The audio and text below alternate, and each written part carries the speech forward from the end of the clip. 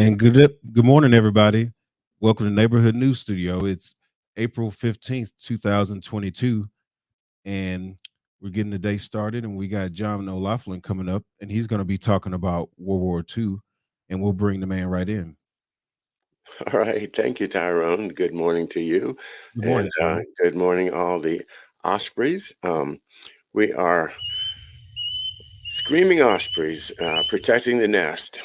And I do love the fact that there's a new trio of broadcasters called Protecting the Nest here on Neighborhood News Studio. And I have hoping to get them onto my show one evening for one of my 8 p.m. shows, which I've been cutting down on because I'm doing so many 11 a.m. shows in connection here with Neighborhood News Studio, and I do appreciate the support that they give me. It's a pleasure to have the platform here to be able to talk to you. And this morning, I'm going to concentrate on McDuff, on my dad, Thomas F. O'Loughlin Jr., and you can see him up here above my shoulder, the other shoulder, that one. And he's also on the cover of my book right here. And you see him there at about the time that we're talking about in World War II. He's, I believe, standing on the deck of a ship, probably the Nashville. But the main thing that I like about this picture is he looks so darn happy. You know, doesn't he look happy? This was the life that he wanted. I'm sure not the war, but the Navy. He was kind of raised in a well, anybody from the west coast of Ireland would be a sailor, a fisher, or someone in their family would be, and a great many Irish Americans joined the Navy in World War II.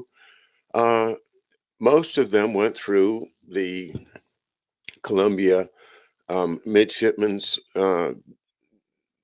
midshipman school or other midshipman schools. I think there were 6 of them around the country.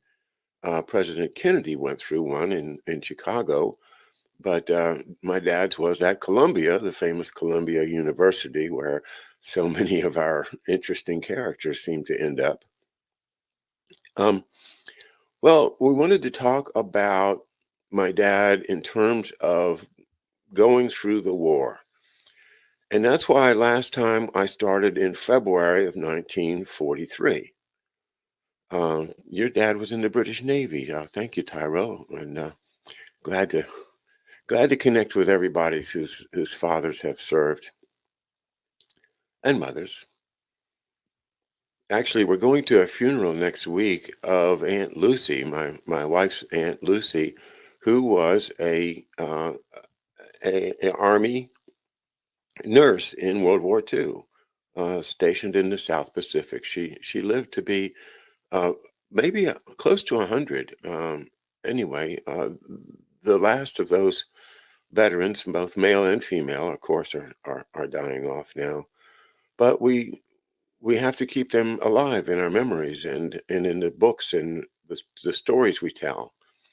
So this is a kind of a storytelling morning for me. Um, I would like to start with what was my dad doing in April of 1943. And what he was doing was he was studying bomb disposal and fire extinguishing at the Naval Bomb Disposal School, U.S. Naval Bomb Disposal School, which was at that time stationed in Washington, D.C. It's now been moved down to Florida at Eglin Air Force Base, like a lot of things have, but it was in Washington, D.C. at the time. And they trained along with a particular unit of the District of Columbia Fire Department at the Capitol Heights Station. And the Capitol Heights Station in Anacostia, which is just up the hill from Bowling Air Force Base, and where the Naval Photographic lab was and still is, and where the Defense Intelligence Agency is now, takes up a lot of the real estate. But up the hill, St. Elizabeth's Hospital, and near that is the Congress Heights neighborhood, in which there is and still is the same fire station in which my dad one day took me as a little 2 or 3 year old into this fire station. And he knew the guys there from when he had studied here in Washington. And so they put me in the big fire truck in the driver's seat, and somebody blew the horn, and it scared the hell out of me. It was so loud. They were going to run the siren, and I said, no, no, no, I couldn't handle it. Oh, my dad, he had that experience, and I'm so glad that he did get to bring his son to the fire station where he trained as a fireman, as well as training in the specific skill of bomb disposal. Um, I forgot to bring something, so I'm just, excuse me 1 second. I'm going to go get it for you.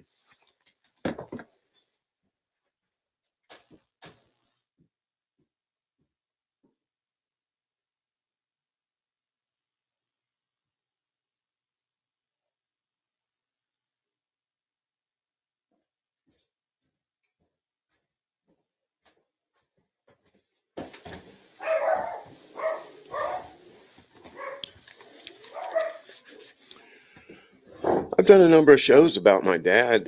Most of them are still available on my first channel. My first one, it still exists. That's really my second channel, but it's called McDuff Lives, and it says McDuff got 2 strikes, go to McDuff Lives 3. But that's the name of that channel. So you can look in the archive there for a whole lot of more McDuff material. You can also go back a month now and see the first part of McDuff's War, of which this is the second part. So I wanted to show you, this is what my dad was doing in April 1943, was he was going to the DC Fire Training Academy. And let me see if I can share.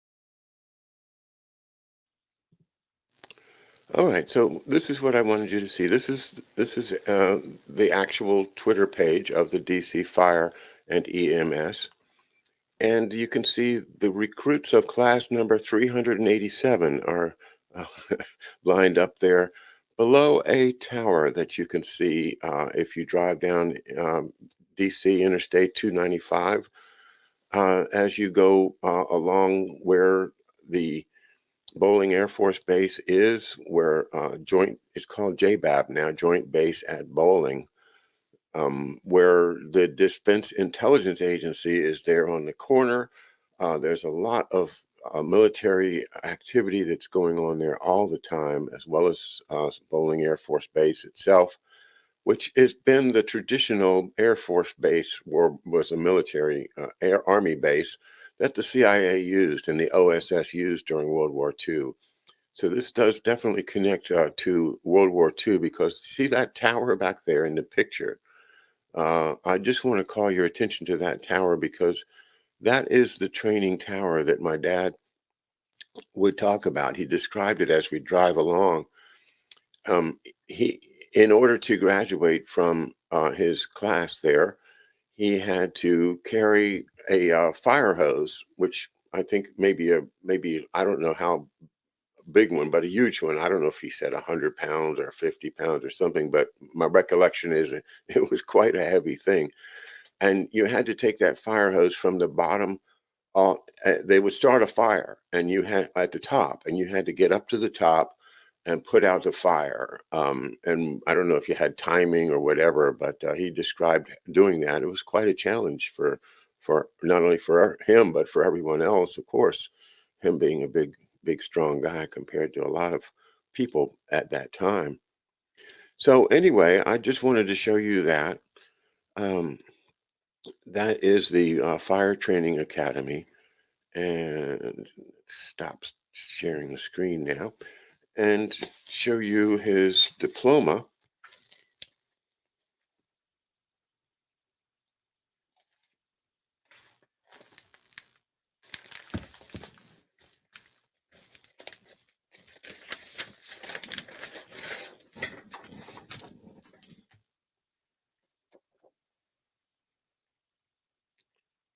And there it is. You can let's try to level it there. Navy Department, Bureau of Naval Personnel, um, Service Schools, United States of America. This certifies that Ensign T.F. O'Loughlin Jr., U.S. Naval Reserve, has satisfactorily completed the prescribed course of study at the U.S. Naval Bomb Disposal School, Class 21, with a final mark of, and then it's written in there in red pencil, 4.0. That's good, right? The 21st of April, 1943. So, the Nashville has been in service in the war. The USS Nashville has been in service in the war since 1939. I mean, before the war, it was doing secret missions, right? And including then 1941, the Doolittle raid, as we talked about last week. There is his ship, the picture of it that I have from the U.S. Naval Photographic Laboratory. My dad never had a picture of his ship. He always wanted one. We would drive by, because as I described, there's Bowling Air Force Base, and on that Air Force Base was a great big red brick building called the Naval Photographic Lab. And what I think was happening, why was my dad a secret intelligence officer? Why do we believe that why would he have been chosen to do intelligence work if he hadn't had some training in that? And that's where the photographic lab comes in, because if you were doing aerial photograph surveys, you would send them to Washington on microfilm or whatever in a plane that would land at Bowling Air Force Base, right? And then who would analyze the photographs? Well, clearly the Navy has a great interest in knowing where the enemy dispositions are and where the possible landing sites are, and for the amphibious landings that were being planned, that my dad would be part of in the future. But he didn't know he was going to be assigned to the USS Nashville. He didn't know where he was going, except for that he did. I guess, it's kind of an Irish tradition, is it not, to let the Irishmen work with the explosives because they're expendable? Uh, I hate to think that they might have actually done that, but they certainly did do it in the 19th century. If you There was a series called The Manions of America, in which the immigrant comes in and he gets assigned to carry the dynamite up to the mines. Oh, boy. Pardon me a second.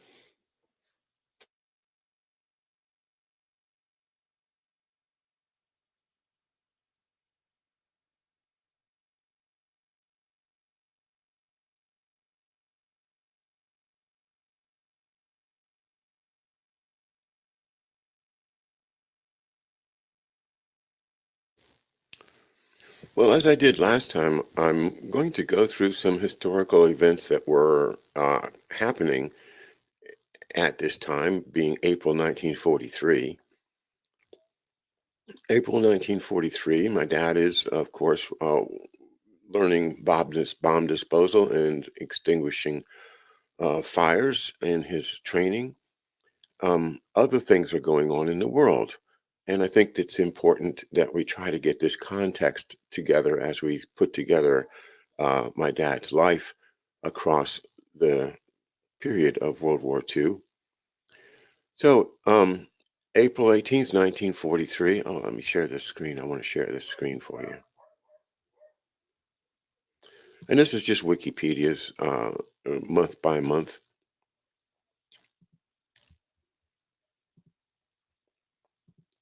history, and I want to just point out some of the significant things.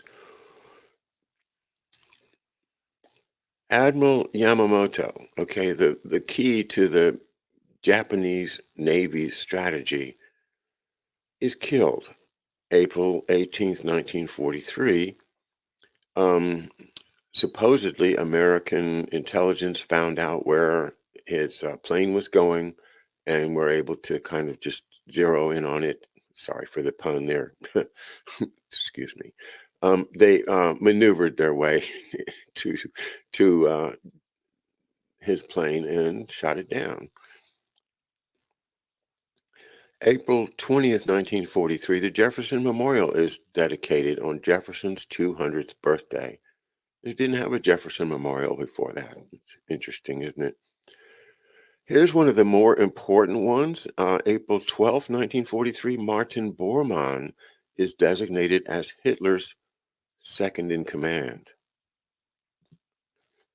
Martin Bormann is the second in command of Hitler, April 1943.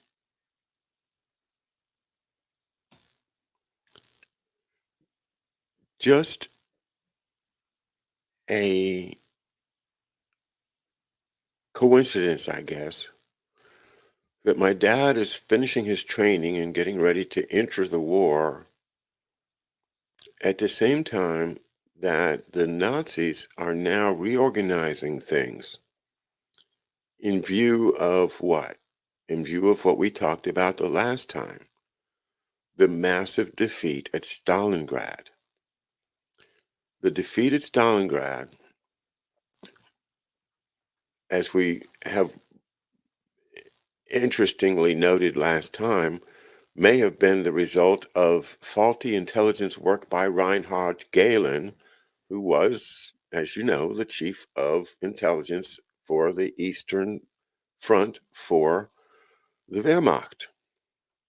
So, as the German army was being obliterated in Stalingrad,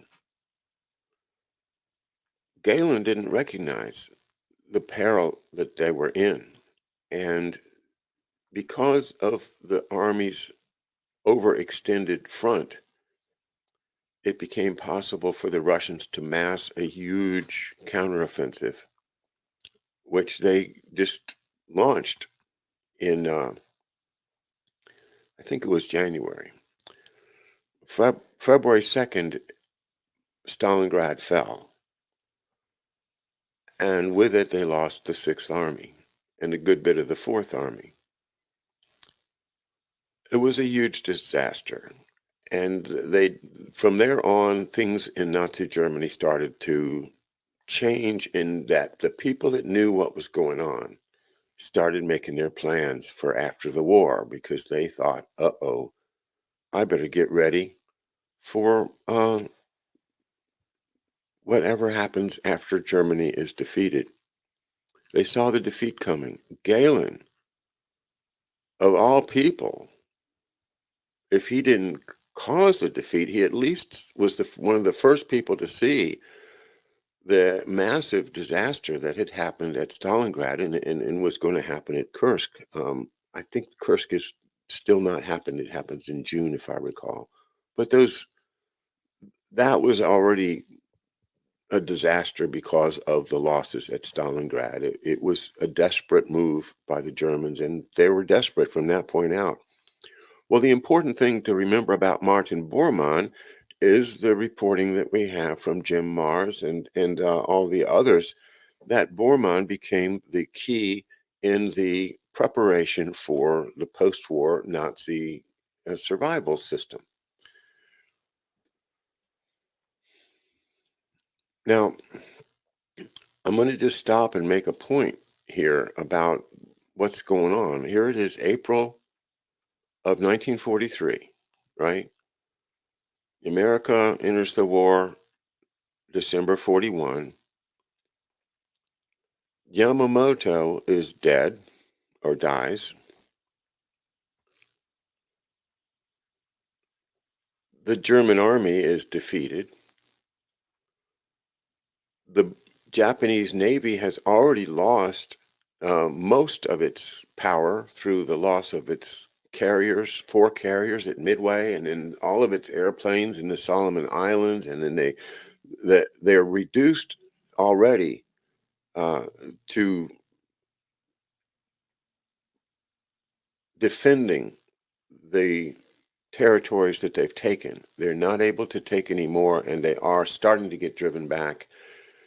That is what's going on with General MacArthur as he is organizing the assault on New Guinea in order to take that back from the Japanese. And that is going on in conjunction with the Australian troops. The harbor of Rabaul, Rabaul, on the island of New Britain, is a huge Japanese air base, and MacArthur's task is to defeat the Japanese at Rabaul. In order to do that, he gets a toehold down at the bottom of New Guinea and uses that to start working his way up the island chain that ultimately will lead him to the I have returned speech, where the USS Nashville delivers General MacArthur to Leyte Gulf Beach, where he makes his famous speech. So, but that is the future. Right now, it's 1943. What's my point? My point is, all right, Jimmy Beam, keep me laughing.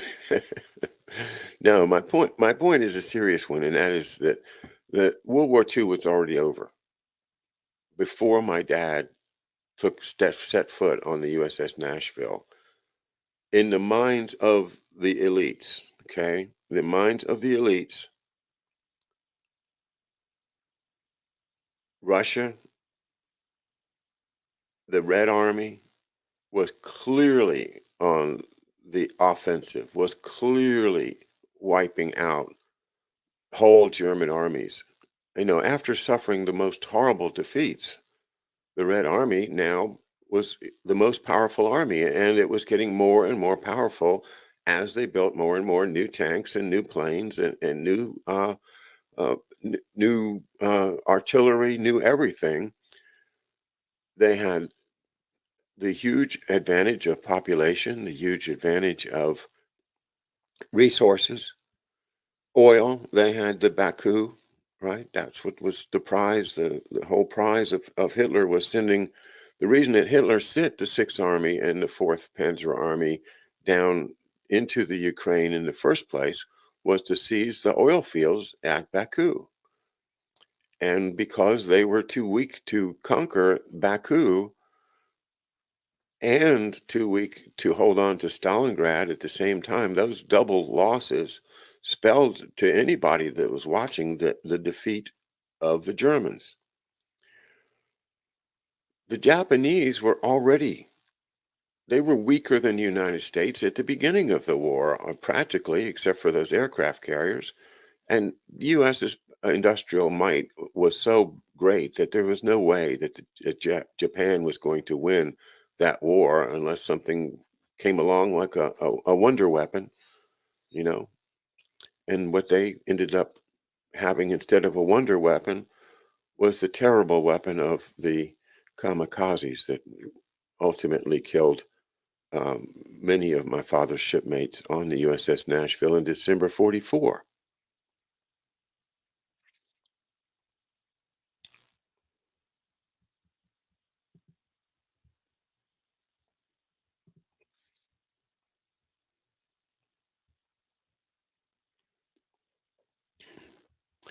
I'm going to go through some more things here that are happening in April of 1943.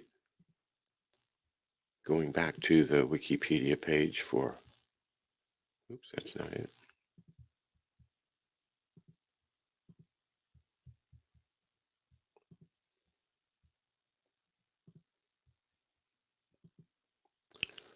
So why did they keep the war going? Why did they keep the war going? Well, it's the same thing that they did in World War I. They kept the war going in order to keep killing young men and in order to keep making money from selling bullets to kill the young men, to continue the chaos as long as they could, and to profit by it as long as they could. And isn't this what's going on now in 1943 when the Germans have lost, but they're still sending their sons to fight? They're still putting out propaganda that they're winning. The Japanese, of course, are also on the defensive already, although they may not know it yet. Uh, but America is going to win this thing in the Western theater in the Pacific, and the Allies are going to defeat Nazi Germany. Just a matter of time, and you know all of the sacrifices. You watch a Band of Brothers, with Easy Company, and you think about the heroism that was everywhere, but the fear and the tragedies and the disasters and the breaking up of families and the killing off of the family breadwinner or the son or the everybody's family got devastated. Why did they keep fighting?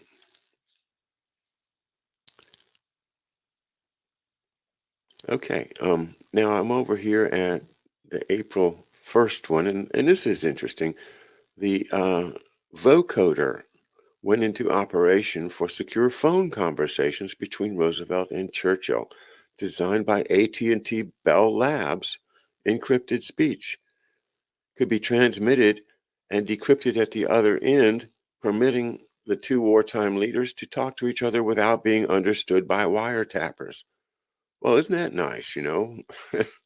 George Webb is absolutely right. The communications system, a secret communication system, is the key to winning a war. The terminals for transatlantic calls were at the Pentagon in Washington, D.C. The Pentagon just got built, right? 1943 by Leslie Groves, who also was the head of the Manhattan Project military security side. So Leslie Groves makes that Pentagon the five-sided headquarters military um, of the military in the United States, anticipating the creation of a unified military after the war. Let's see what else is going on in April 1943.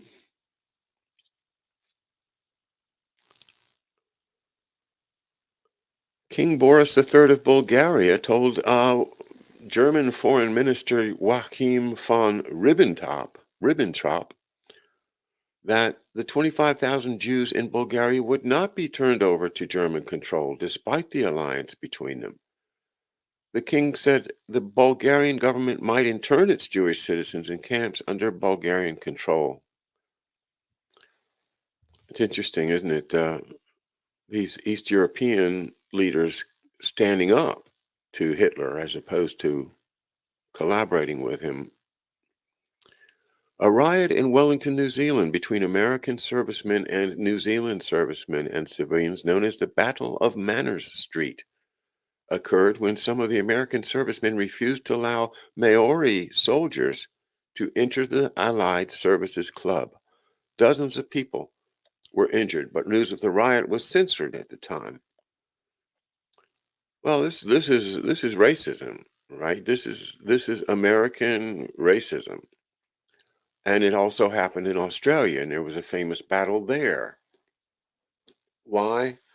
Well, because most American soldiers were from the South or from areas in the country that had a military tradition, and part of that military tradition is racism.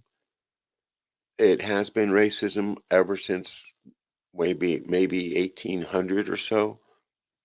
And I say I'm so glad there are so many exceptions to that. We can look at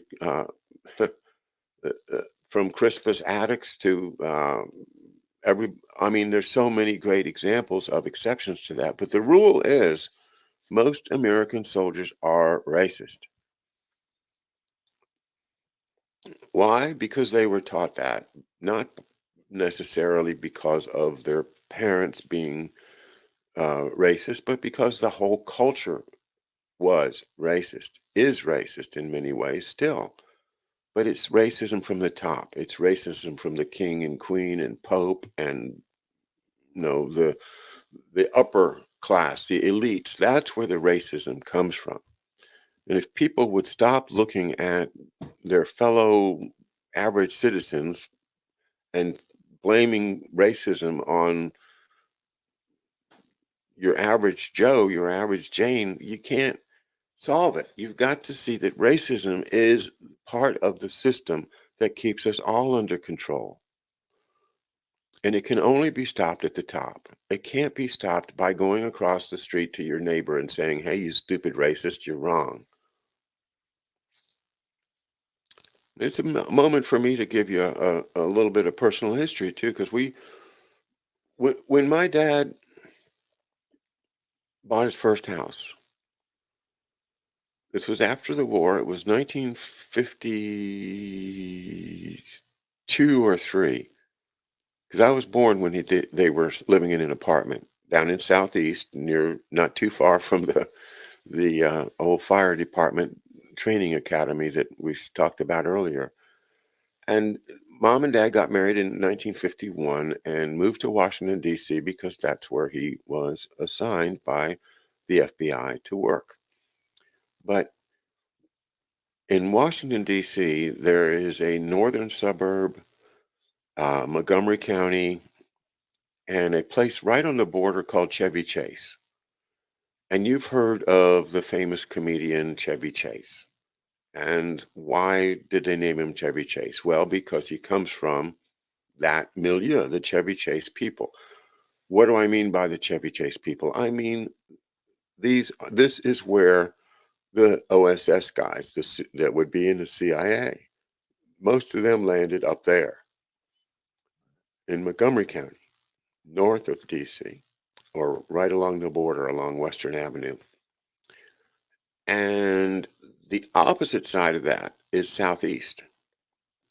And this is where my dad and my mom lived in their apartment in Southeast DC, also known as Anacostia, and more specifically, Capitol Heights, part of Anacostia. They lived on Minnesota Avenue. I don't have the address, but just so you can see, it was just a typical brick apartment building of the era. But they didn't have the money to buy a house. The salary was small, and times were tough. The economy was bad after World War II. And my father, I think, was probably happy to have a job, a career at all with a future like the FBI. Well, for whatever reason, he chose not to live in Chevy Chase with the people that were going to become, rich and successful like they did in that area. He chose to live in the other side of town, the southeast side. And that meant that we were going to grow up in the neighborhoods of the old racists of southern Maryland and in Prince George's County. Prince George's County right now is the famous as the majority black county that is the most financially, economically advanced in the country. And I'm glad that it is, and I love it. And I remember Wayne Curry, who was the first black county executive. And I remember when he got elected, I remember I was with some guys that had a garage nearby. I think I was getting my car worked on. And somebody mentioned, hey, did you see they uh, they elected we got a black county executive now. It was a man named Wayne Curry.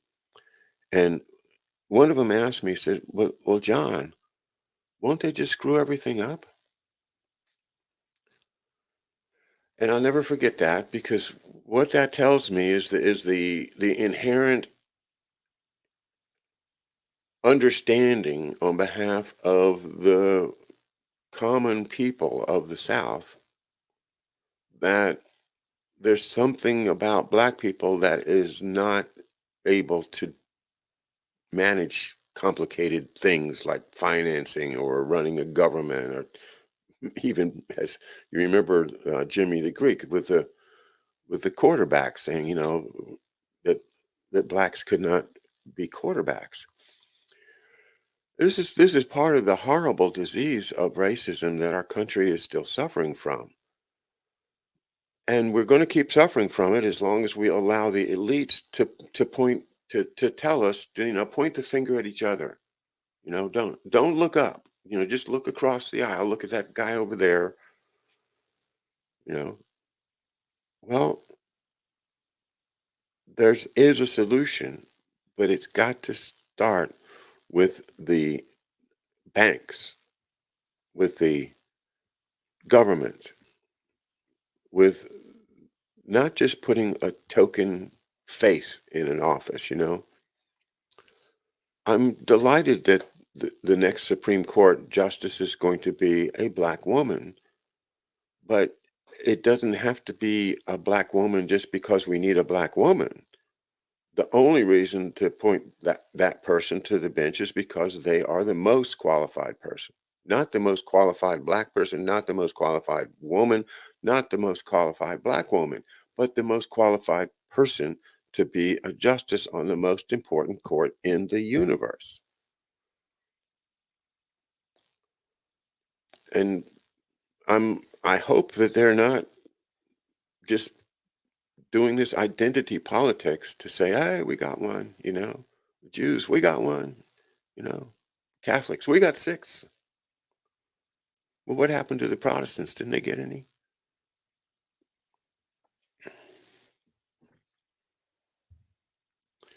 Racism is horrible, and my dad was against it. He was in the FBI. He ran into racists. There were racists, of course, at the top of the FBI. I don't have any problems saying that Hoover was one of them. Certainly, Sullivan and Belmont were highly racist. My dad came from a different place. He didn't come from these racist backgrounds. So he plopped himself and us in the middle of southern Prince George's County. And, I remember at one of the places we lived, actually in Fort Foote, we had a next door neighbor that was just completely overtly racist. And I think that's one of the reasons we moved away from there, because it was awful to have that awful feeling of my neighbor is a racist, right next to us. But it's true. And his son was my best friend. We played baseball together. What are you going to do? Who else are you going to play baseball with? You want to sit in your home in your basement all day long?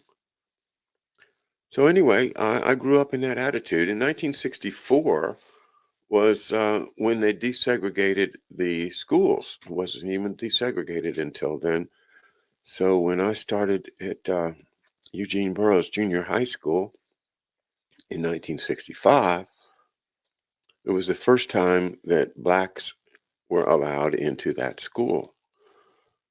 And they did have fights. They did have all kinds of altercations going on, and there would be. I didn't know. I didn't go to them, but I heard about serious gang fighting going on after school with blacks and whites, and that was real because what the attitude of the white people was they were afraid that they were going there the whole country the whole culture. I mean, everything would get worse. And like my former garage guy friend said, won't they just screw it all up?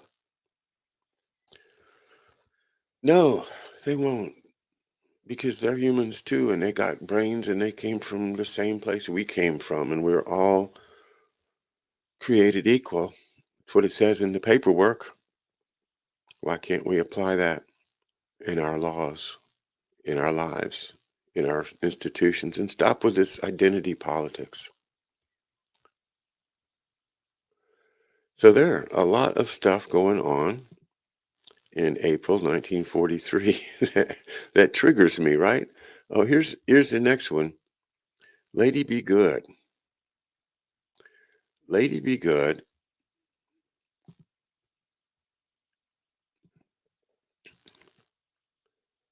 An American B-24 bomber became lost over the North African desert after completing a bombing raid in Italy, ran out of gas, and crashed after its crew parachuted to safety.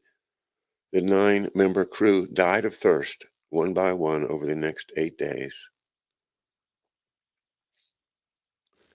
The song Lady Be Good, one of my favorites from the era, to name a airplane after Lady Be Good reminds me of another story about my dad in the USS Nashville, and that is that on December 13th, 1944, after the Battle of Leyte Gulf, after they had secured the landing and were sent on their next mission, they were attacked by a kamikaze. And the kamikaze attack occurred while on the ship's intercom. They were playing a record, and the record was Tuxedo Junction by Glenn Miller. So that music is part of World War II and my dad's life as well. Imagine the horror of playing a very beautiful popular song, thinking of the dancing, thinking of the fun of being at a big dance with one of the big bands of the era playing Tuxedo Junction, and then whoa, here comes a Japanese kamikaze plane out of nowhere and crashes into your ship.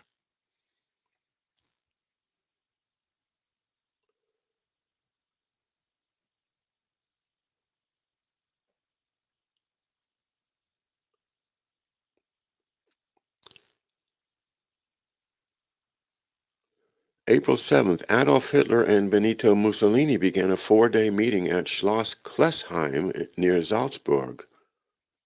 That's in Austria, of course.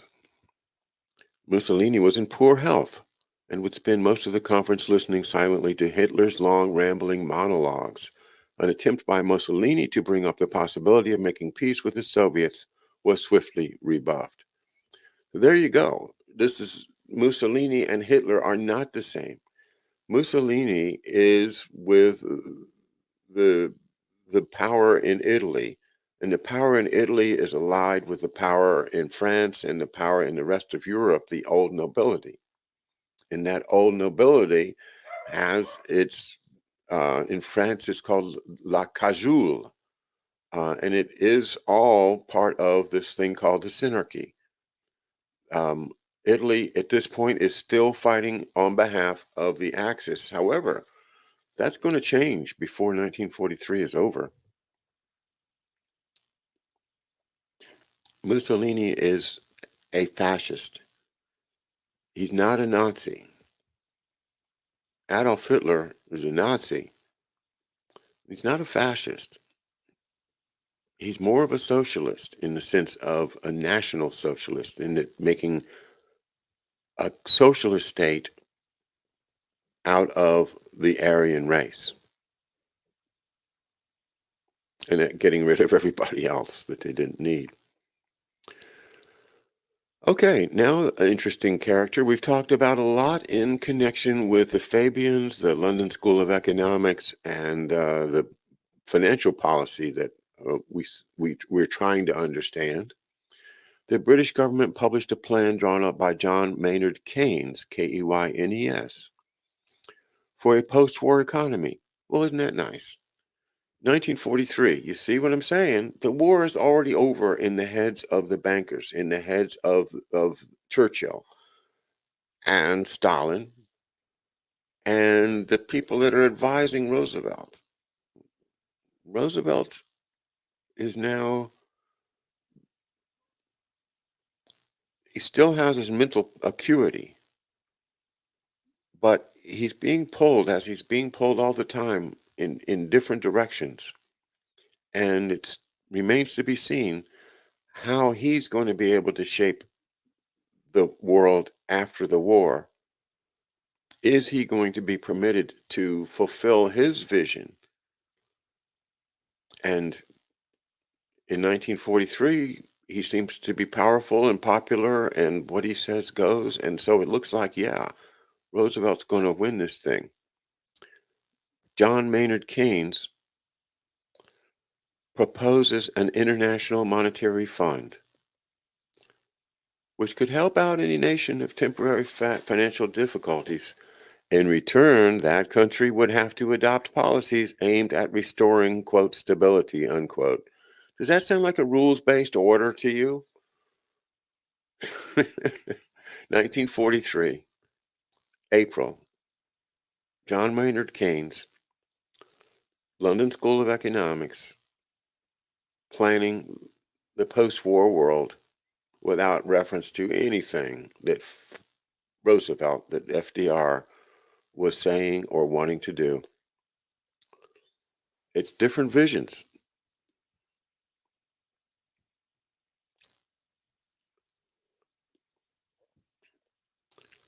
Starting to sink a lot of submarines.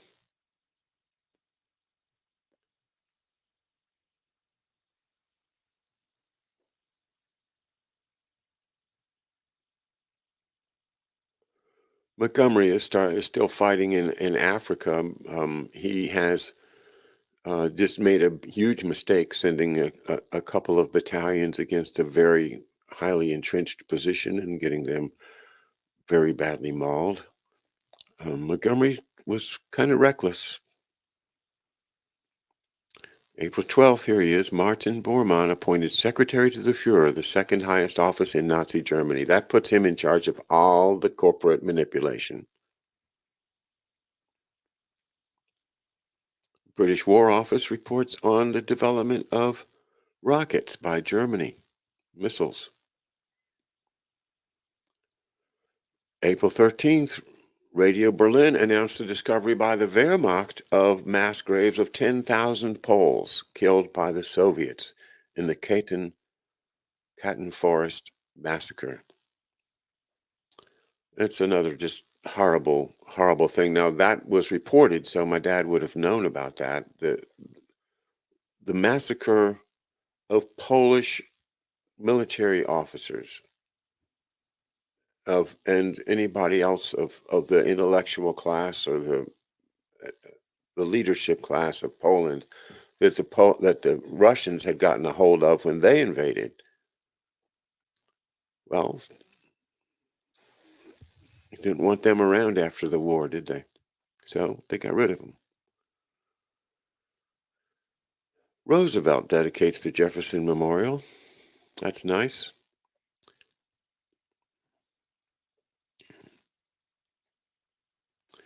Interesting. Harry Truman of Missouri appeared as a speaker in Chicago at the United Rally to demand the rescue of doomed Jews, calling for the United States to respond directly to the Holocaust. Okay. Score one for Truman, but it didn't. His voice he may was speaking for somebody, but it didn't carry.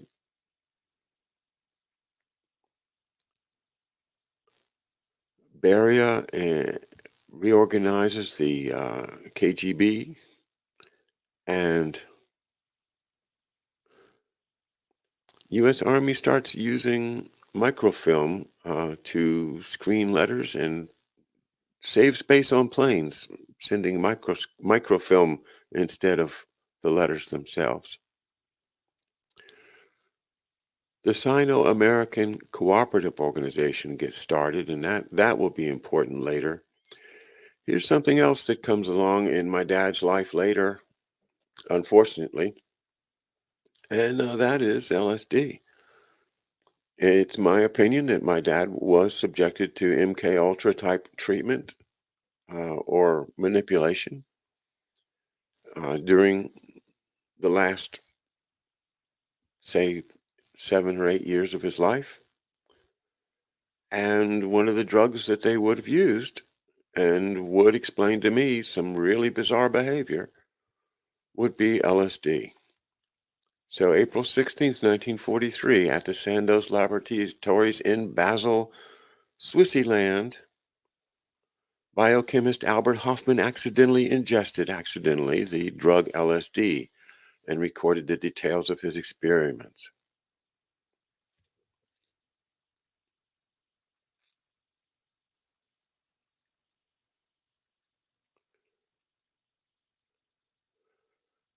War Manpower Commission, 1943, Paul McNutt says, nobody can change jobs. Every job that is at an essential activity, quote unquote, and that is 27 million people cannot change jobs. Well, think about that too. I mean, is that not setting us up for a top-down fascist type of state where the government controls your employment? In wartime, I understand it, but it sets up a peacetime under the same type of regimen. And government control, of course, really kicked in during the war and has never really left.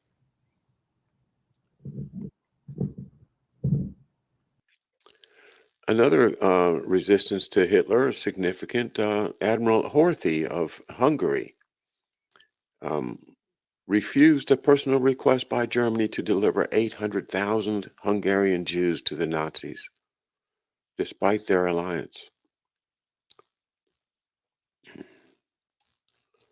And here we have Yamamoto getting killed. We have the White Rose anti-Nazi group getting executed. And we have the Warsaw Ghetto Uprising, which is put down by the SS. We have an escape of 230 Jews from Auschwitz. And the bombing of Aberdeen. I didn't ever know that they bombed Aberdeen. That's a long way north for them to be sending their bombers.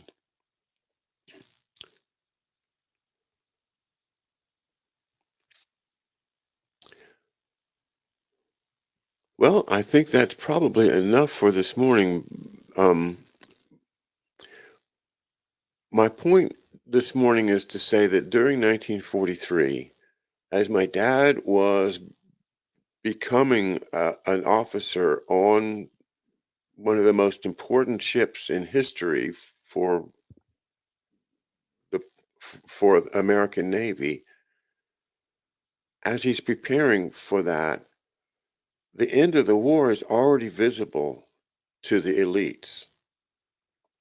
And so it's a question now of Martin Bormann and the people that work for him, I mean, manipulating through hundreds of corporate shell companies the exporting of the money, the gold, and the other assets to safe places in third countries, South America, Egypt, other places. All that's begun as my dad is still not even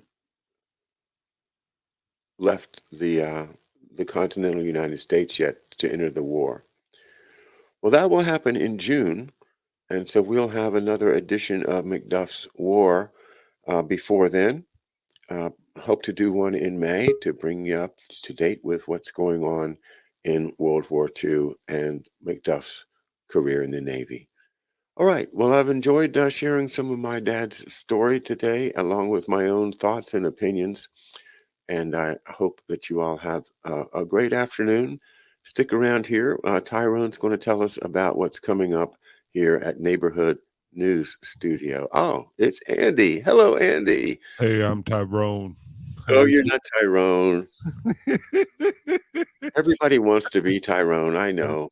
But you Everybody wants to be Tyrone. He's actually headed back down to Louisiana this weekend for Easter to visit his family. So we're gonna miss him here in the studio for about a week, but he'll be back. So you'll be seeing a little bit more of me on screen with you next week. I hope you don't mind, Mr. O'Loughlin.